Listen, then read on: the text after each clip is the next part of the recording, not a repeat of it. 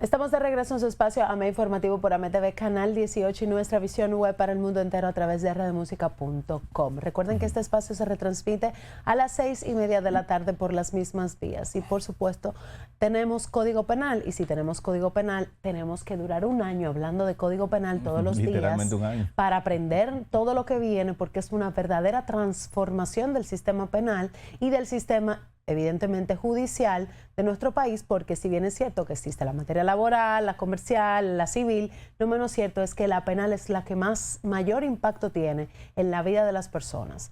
Entonces, para eso nos acompaña nuestro especialista amigo Chanel Lirazo. Bienvenido, Chanel. Muchas gracias, Lili, por la invitación nuevamente a este espacio y decir que en la primera participación que estuve por aquí, justamente hablábamos de esa necesidad. Entonces, contento de venir a anunciarles que formalmente ya tenemos una reforma al Código Penal. ¿Cuáles son los cambios más importantes que usted pueda señalar del nuevo código? Mira, como decía, es un año año entero o más para hablar del Código Penal, pero yo resaltaría tres grandes campos. Okay. El primero es que tenemos una ruptura abrupta con la dogmática que teníamos con el anterior código, que sigue vigente hasta el 3 de agosto de 2026. Y esto en el sentido de que pasamos a un código que lo primero que hace es un catálogo de principios que van a impactar todo el contenido del Código Penal. Okay.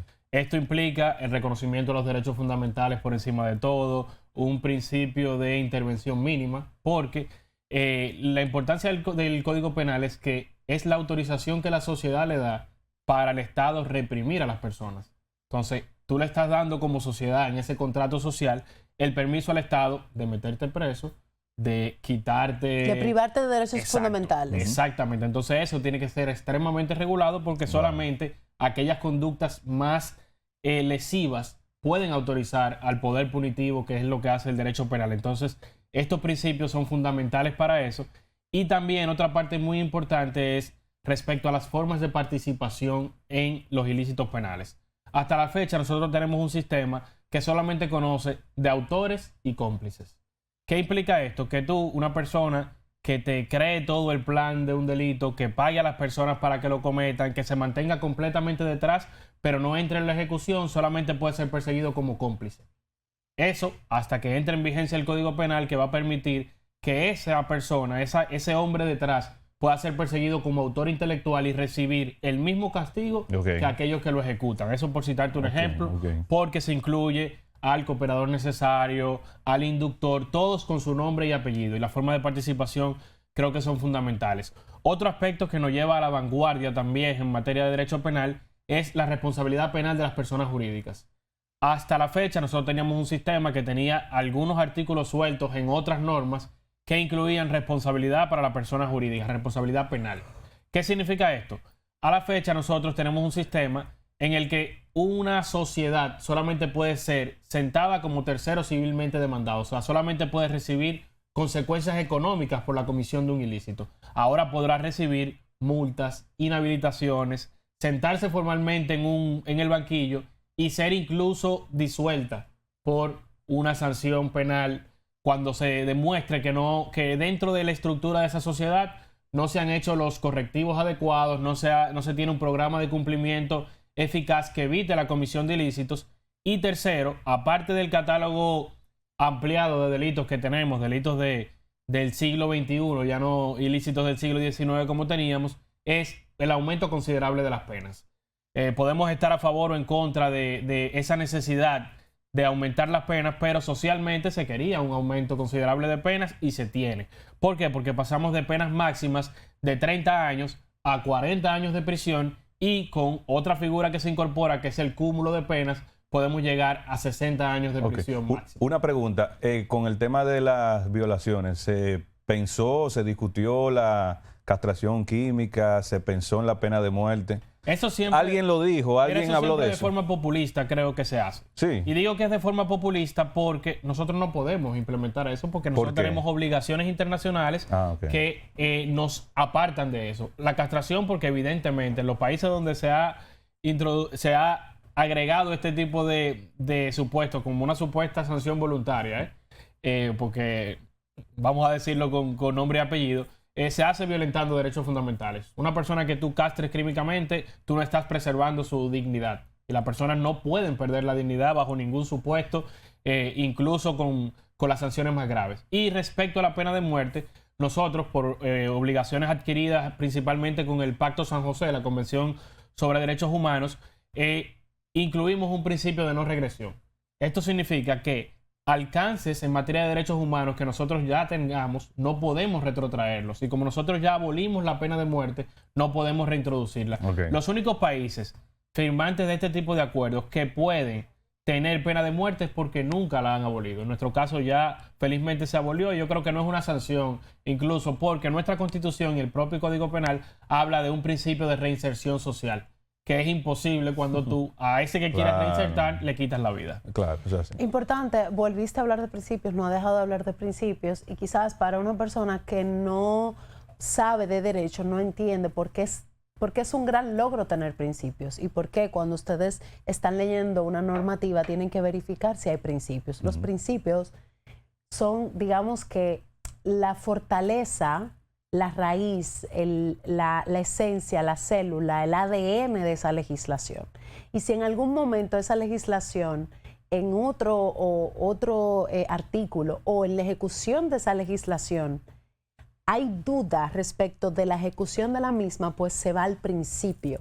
Y es donde tú puedes verificar las verdaderas violaciones o no que existan. Entonces, basado en esa premisa, tenemos todavía un código procesal marcado por la presunción de inocencia. Claro. Con un código penal marcado por la presunción de culpabilidad. Porque el sistema francés napoleónico era usted es culpable en lo que se averigua el caso y usted está preso. Nosotros transformamos eso a un sistema más iberoamericano donde usted es inocente y la carga de la prueba recae sobre el órgano acusador.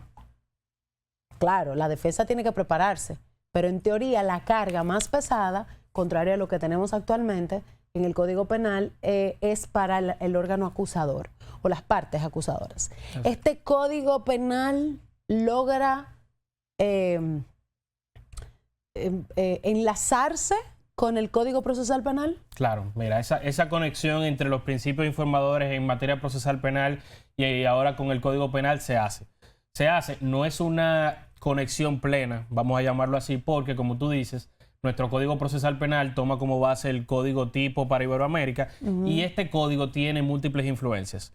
Tiene una parte dogmática que nosotros tomamos, si se quiere, de España, pero que España toma a su vez de Alemania, y tiene una parte en cuanto a los tipos penales que es muy parecida a algunas formulaciones francesas. Entonces nosotros abrevamos de ambas partes y claro, como tú señalas, el tema de los principios es fundamental porque a la hora de interpretar, nosotros leyendo el código, yo puedo estarlo leyendo al lado tuyo, Iván, y tener interpretaciones distintas de eso. Claro. Entonces, lo importante va a ser que a la hora de aplicar, el juez tiene que tomar esos principios y decir, bueno, mira, esto puede generar dudas, pero la interpretación más favorable es esta. Por los principios. Exactamente. Entonces, eso es fundamental y la jurisprudencia que se haga, lo que decidan los jueces en virtud de esos artículos, también va a ser fundamental. No quiero dejar pasar por alto porque, aunque hablamos de un catálogo amplio de ilícitos nuevos, algo que siempre preocupa al dominicano y en las encuestas que se hacen siempre queda primero o segundo es el tema de la corrupción. Nosotros damos un salto cualitativo bastante considerable en materia de ilícitos contra la corrupción. Ya no es un simple texto que consagra la corrupción activa y pasiva, cohecho activo y pasivo, sino que hay un catálogo amplio de ilícitos con sanciones bastante severas. O sea, creo que si aparece uno o dos que sean de menos de 10 años, me extrañaría. Porque el código realmente da un gran salto en cuanto a eso. La corrupción, si es legítimamente perseguida por el órgano que ahora llamamos independiente, va a tener un impacto considerable porque tenemos ahora formalmente el tráfico de influencias, tenemos los ilícitos respecto a las contrataciones públicas, que se fortalece aún más incluso que lo que se había hecho con la ley de contrataciones públicas, y un catálogo bastante amplio de ilícitos contra la función valga la redundancia, de los funcionarios. Ok, el nuevo código protege más los derechos de las víctimas que de los acusados, cuando están acusados. Mira, decir eso es complicado, porque como decía Lili, el tema es es un código que tú tienes que, si tú eres el acusado, aunque suene fuerte, tú puedes simplemente hacer silencio. Y tu defensa es simplemente una defensa negativa de decir no cometí los hechos. Y si la parte acusadora no logró, más allá de toda duda razonable, formar la convicción al juez de que tú cumpliste con todos los elementos del tipo, tú eres inocente. Entonces eso hay que entenderlo y transmitirlo a la población, porque tristemente solamente lo entendemos cuando lo vemos de forma personal. Cuando solamente una persona tuya directamente o relacionada está pasando por eso, es que tú entiendes la importancia de que a ti no te tengan que probar tu inocencia, sino todo lo contrario, que tengan que probar, más allá de toda duda razonable, tu culpabilidad. Y por eso la importancia de hablar de un código que, por el principio de legalidad, tiene que proteger primero al acusado, y la aspiración que se tiene tanto en el Código Procesal Penal como en el propio Código Penal es de equiparar los derechos del acusado como de las víctimas, pero teniendo claro que la estrella de un proceso es el imputado. Claro, claro. Y diría que es peligroso escucharte preguntarte de esa manera, porque quiere decir que hay gente que cree que el sistema protege más al delincuente que a la víctima. Eso es lo que la gente cree. Por eso, que a la víctima. Y es que no tenemos un ministerio público que sirva. Entonces, eso es una realidad. No tenemos un órgano. Dijo Lili, no, yo lo digo hoy, lo he dicho siempre. Ella lo dice siempre. Es que a mí me acusan de lo mismo, entonces. No, es que no es que te acusan de lo mismo, dije es que 20 gente no puede estar equivocada. Ustedes tienen que revisar. O sea, así de simple, no sirve. No sirve porque es un sistema corrompido. Y cuando me refiero a un sistema corrompido, no piensen solamente en que se roban dinero. Es que hasta en la vagancia y la mediocridad corrompe. Porque es un proceso. Y si para tú dar el paso 2 no diste el paso 1 bien, el paso 2 y el paso 3 y el 4 van a estar afectados. Como todo en la vida. Entonces, si usted es un mediocre, aunque usted no robe, no es ladrón, pero es mediocre, es la misma cosa. Porque al final, esa falta de disciplina, de intencionalidad, de concentración, de deseo de progreso, que usted no le puso el paso 1, afectó el paso 2, 3 y 4. Sí. ¿Qué hay detrás? ¿Has escuchado, tú que estás más en el proceso penal involucrado, algún planteamiento desde los órganos de investigación de una renovación, de una modernización? ¿Se ha dicho, se ha hablado, se ha conversado sobre esto? Mira, eso es muy importante porque hay que reconocer, así como le damos el palo al Ministerio Público, hay que reconocer que el Ministerio Público en esta ocasión tuvo un papel muy activo. Hizo los señalamientos de las cosas que le generaban ruido respecto al Código Penal, propuso modificaciones que fueron oportunamente acogidas, y ya que tú mencionas también el tema de la víctima, creo que tenemos una oportunidad de oro, ahora que estamos creando un Ministerio de Justicia, de darle las obligaciones. Te iba a preguntar eso. Porque ahí se acabó la independencia. Perdón. A ustedes que son, perdóname que te interrumpa, ustedes que son abogados y lo que tú acabas de mencionar, o sea, el Ministerio de Justicia viene a cambiar muchas cosas a nivel positivo frente a los errores que comete el Ministerio Público. ¿Qué va a hacer el Ministerio de Justicia? ¿Trabajo administrativo? Ajá. ¿O qué? Porque si yo estoy dile al pueblo que no sabe. Si yo estoy llamado a la independencia, un ministerio, ese ministerio, o sea, ¿qué pasa? ¿La Procuraduría va a responder al ministerio? ¿Cómo es la cosa? Se supone que se elimina completamente esa dependencia en la parte programática, pero ya hay una serie de confusiones en la propia ley respecto a quién le compete la política criminal. Entonces, se supone que según la Constitución, la política criminal preventiva va a quedar en manos del Ministerio de Justicia y inmediatamente después entra en acción el Ministerio Público. O sea, ya definitivamente el Poder Ejecutivo no va a influir en nada. Va a influir de todo porque el Ministerio de Defensa depende del Poder Ejecutivo, no me lo haga, Iván. Hay unos temas. Lo que pasa es que ese Ministerio de Justicia no está llamado a ser independiente. Se supone que tiene que cumplir con la parte preventiva. Pero hay cosas positivas. Pero creíamos que sí. Yo no estoy 100% a favor del Ministerio de Justicia, la verdad. No. Porque me choca bastante y yo nunca he sido abanderado de eso, de la supuesta independencia. Eso para mí es muy... Había que buscarle trabajo a la esposa de... No voy a decir nada. Ahora, sí me parece positivo, por ejemplo, que el Ministerio Público se le quiten las funciones de la Dirección General de Prisiones, por ponerte un ejemplo. Porque eso era un sinsentido. El Estado es que debe asumir directamente esas funciones, no una parte del proceso, porque el Ministerio Público es una parte del proceso y como parte tienen sus mañas y sus temas, pero ya que eso está, ya eso es ley, creo que le mandaron unas observaciones, pero se van a aprobar. es el tema de darle competencia correcta, como la protección de las víctimas. El Ministerio Público, por temas económicos, por temas de tiempo, no tiene la posibilidad de dar la mano a las víctimas, de llevar ese acompañamiento. Muchas víctimas dicen, yo no voy a llevar un proceso a feliz término, no voy a ni siquiera reclamar lo que económicamente me compete porque yo no tengo para pagar un abogado y el Estado no me facilita de ninguna forma esa asistencia legal gratuita que también debería. Pero si lo tienen, no para los acusados. Estoy hablando yo como víctima. Matan a un familiar mío, yo soy víctima, yo voy y pongo activo la acción penal, pero no me puedo hacer representar. ¿Y no se está pensando en eso?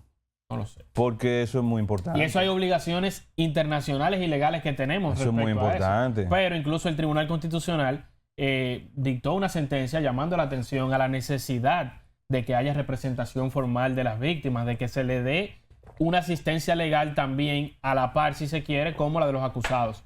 Obviamente, el acusado la tiene incluso de forma obligatoria. Sí, o sea, no hay proceso sin que el imputado tenga una defensa. No puedes llevar eso a ese mismo nivel porque si la víctima no quiere formar parte del proceso, no lo hace. Ahora, tiene que tener la posibilidad de ejercer sus derechos, de tener defensa, una tutela judicial efectiva, y a la fecha eso no se tiene. Bueno, Chanel, ¿cuántas veces a la semana? Yo sé que tú tienes una agenda un poco apretada en otros medios, pero mañana. ¿Cuántas veces a la semana o al mes tú vas a venir? Porque tenemos mucha tela por donde cortar. Tenemos que hablar del Código Penal. Y tenemos que hablar de verdad, sí, no hay semanal, que educar a la gente. Hay que hacerlo, porque si no, de por sí todo proceso transformador de sistemas, sobre todo en el área de justicia, impacta en los primeros años.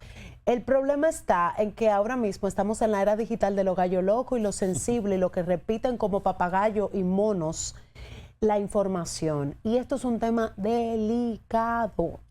Entonces nos hemos pasado mucho tiempo conversando sobre las tres causales cuando hay una ramificación enorme en este nuevo ordenamiento jurídico penal que va a impactarnos a todos en algún momento, porque por demás los impuestos que usted paga se aplican en este sistema, porque esas cárceles, porque esos abogados, porque esa estructura donde se encuentra el Palacio de Justicia y todo lo demás, lo pagamos nosotros con nuestros impuestos. Entonces, quedarnos solamente en las tres causales y no ver que fueron incluidos un reguero de principios que yo no sabía que estaban, ya eso, mira por dónde va la cosa. Hablamos de todo, pero en mi imaginario ni siquiera eso estaba considerado. Quiere decir que nos toca estudiarlo. Yo creo que tú debes de venir más frecuentemente. Aquí te meto al medio. Hablar también de las sombras, porque hay que decir que también hay cosas que señalar, pero yo creo que es irresponsable cualquiera que haga comunicación que diga que no es un avance. Claro. Eso para mí es completamente inadmisible y asumimos el compromiso de venir periódicamente a hablar del Código Penal. Chanel, ¿cómo te pueden seguir en redes sociales o si necesitan de tus servicios? En todas las plataformas sociales estamos en @ChanelLiranzo, Instagram, LinkedIn y Twitter, X. Y presencialmente nuestras oficinas están en el segundo nivel de Nuevo Centro. Ojo, Chanel tiene un competidor en su propia casa, pues su hijo comenta de Fórmula 1 y lo hace muy bien. Es verdad. Entonces tiene que ponerte ¿Y qué edad tiene ese muchacho? En vivo. Recién cumplió 6. Pero una cosa, tienes que ponerte activo porque él fácilmente que le roba el show. Muchísimas gracias, Chanel, de verdad, por acompañarnos, y muchísimas gracias a usted que se quedó en sintonía durante esta hora.